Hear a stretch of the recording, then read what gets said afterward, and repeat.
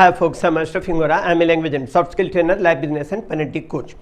Ashraf the mover and shaker में आज मैं आपको parenting skills always encourage but never discourage the child पर एक इंटरेस्टिंग इंसाइट देना चाहूँगा. There may be good and better parents but there can't be the best parents in the world. दुनिया में अच्छे और बहुत अच्छे पेरेंट्स हो सकते हैं लेकिन सबसे अच्छे माँ बाप नहीं हो सकते, क्योंकि पेरेंटिंग एक ज़िंदगी भर सीखी जाने वाली कला है और जब कला जवान होती है तो कलाकार बूढ़ा हो जाता है और उसके बाद ज़िंदगी बेवफा हो जाती है. कभी कभी हम देखते हैं कि बच्चों के साथ सब कुछ ठीक नहीं है लेकिन हमारा ध्यान उस तरफ नहीं जाता. हम सब बहुत बिजी रहते हैं, ये सच है. हम पर बहुत दबाव और जिम्मेदारियां हैं जो हमें कई दिशाओं की तरफ खींचती हैं. एक बच्चा जो थोड़ा अपसेट है, इम्पेशेंटली बात करता है, ज़्यादा खामोश रहता है, किसी से मिलता जुलता नहीं है, लोगों से दूर दूर रहता है, सामान्य से ज़्यादा अगर मूडी है, छोटी सी बात पर ज़्यादा गुस्सा करता है, ओवर एक्ट करता है, तो इसका अर्थ है कि वह आपसे कुछ कहने की कोशिश कर रहा है.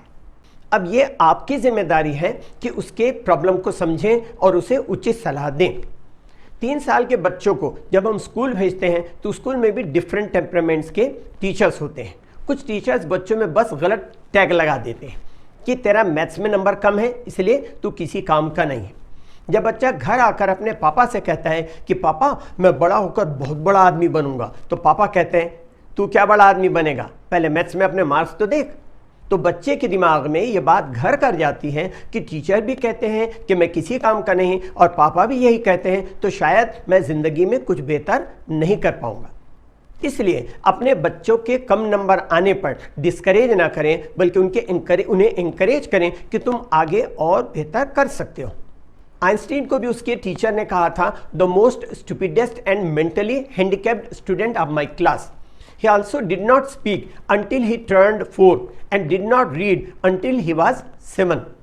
उसके टीचर ने कहा कि मेरी क्लास का सबसे मूर्ख और मानसिक रूप से विकलांग विद्यार्थी 4 साल की उम्र तक उसने बोलना नहीं सीखा था और जब तक वह 7 साल का नहीं हुआ तब तक वो पढ़ना नहीं सीखा था. वह स्मॉल बी और डी में फ़र्क नहीं कर पाता था. वो क्या बना ये तो जग जाहिर है. उसी तरह एडिसन को स्कूल से निकाल दिया गया था पेपर में ये लिखकर कि तुम्हारा लड़का मानसिक रूप से बीमार है और वह हमारे स्कूल में पढ़ने के काबिल नहीं है. उसकी फॉर्मल स्कूलिंग सिर्फ 2 से 3 महीना हुई. उसकी माँ ने उसे घर पर पढ़ाया. वो सेल्फ एजुकेशन से इतना बड़ा साइंटिस्ट बना. जबकि यहाँ 80 और 90% मार्क्स लाने पर भी कुछ माँ बाप कहते हैं कि तेरे नंबर अच्छे नहीं आ रहे हैं. कई बार माँ बाप खुद ज़िंदगी में जो बनना चाहते थे या जो करना चाहते थे अगर वो नहीं कर पाते तो अपने बच्चों पर प्रेशर डालते हैं और उनसे एक्सपेक्ट करते हैं कि वो अपने पापा का सपना पूरा करें.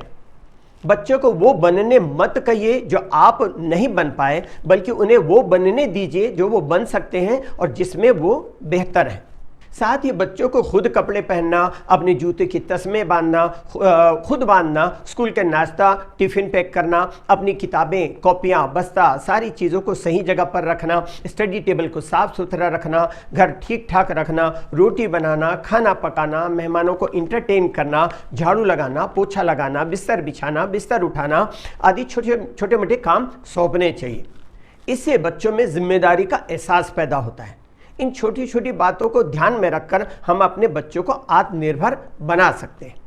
अब ये वीडियो देखिए.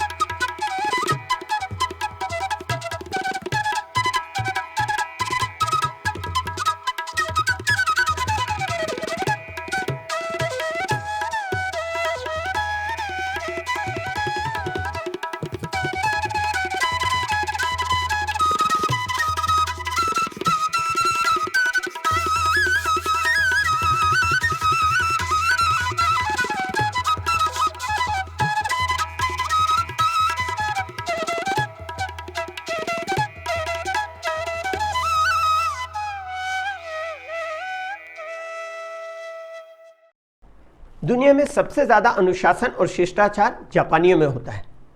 जब बचपन से ही बच्चे की परवरिश इस तरह की जाएगी तो बच्चे में भी सहयोग और आत्मनिर्भरता पैदा होने के चांसेस होंगे।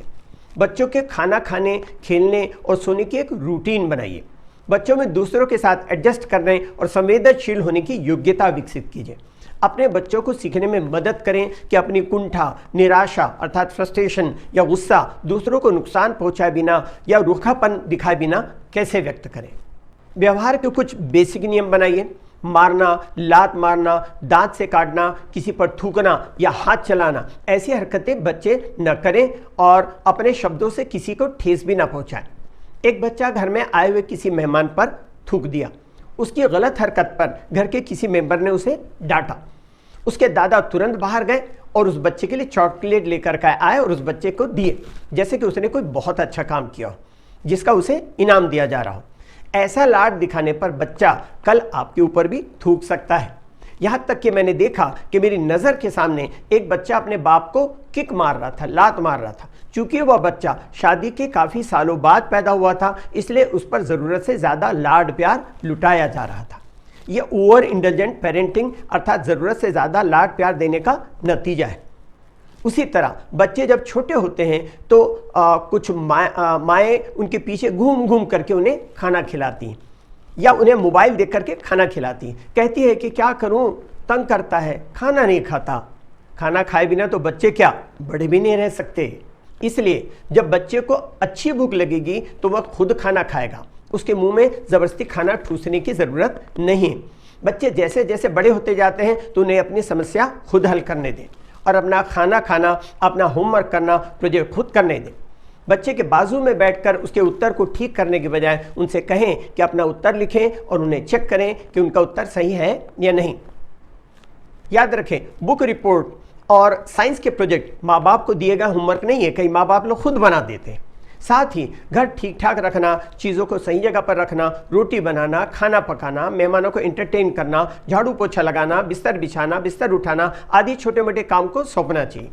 इससे बच्चे में जिम्मेदारी का एहसास पैदा होता है और बच्चों के साथ रोज़ बातचीत करें, उनके समस्या का समाधान करें, उन्हें उचित मार्गदर्शन दें, उनके साथ दोस्ताना सलूक करें, उनके साथ खेलें, उन्हें उनके अच्छे काम करने पर उनकी तारीफ़ करें, उन्हें और बेहतर करने के लिए इंकरेज करें, उनके साथ हंसें, मुस्कराएं, कहानी सुनाएं, उनके साथ खाना खाएं ताकि बच्चों को भी ये एहसास हो कि वे अपने माँ बाप की ज़िंदगी में बहुत महत्वपूर्ण स्थान रखते हैं। उनके साथ प्यार जताएं। स्कूल के कार्यक्रम में बच्चा भाग लेने पर आप उन्हें अटेंड करें। जब बच्चा घर आए तो अपना मोबाइल और लैपटॉप को बंद करके साइड में रख दें। बच्चों के साथ प्यार से बात करें। अगर वह अपसेट है तो उसे इंकरेज करें, उसकी समस्या के बारे में जानकारी लें और उसका समाधान करें। बच्चों के घर आते ही सीधा होमवर्क के बारे में पूछने न लग जाएं। बच्चे अक्सर अपने माँ बाप के व्यवहार की नकल करते हैं। अपने कर्मों, मूल्यों, डीड्स एंड वैल्यूज़ के प्रदर्शन से बच्चों में ईमानदारी, रहमदिली, प्यार, समर्पण, कठिन परिश्रम और उदारता की भावना पैदा कीजिए। जब आप बच्चों के संपर्क में रहते हैं तो उन्हें गले लगाइए, छूमिए, दुलारिए, जिससे बच्चा अपने आप को सुरक्षित महसूस करे और आपसे जुड़ा हुआ महसूस करे। कुछ भी अच्छा करने पर आप अपने बच्चों को शाबाशी दें, उनकी तारीफ करें। याद रखें, तारीफ हर कोई पसंद करता है, चाहे वह 8 साल का बच्चा हो या 80 साल का बूढ़ा। ज़रूरत पड़ने पर उन्हें इनाम दें, खुशियाँ उनके साथ सेलिब्रेट करें। इंग्लिश के लिए आप मेरे channel English breakfast with Ashraf and soft skill के लिए Ashraf the mover and shaker को लाइक, शेयर एंड सब्सक्राइब करें। कमेंट सेक्शन में कमेंट करें, बेल आइकॉन प्रेस करें और मेरी बुक ज़रूर पढ़ें। Thanks for watching.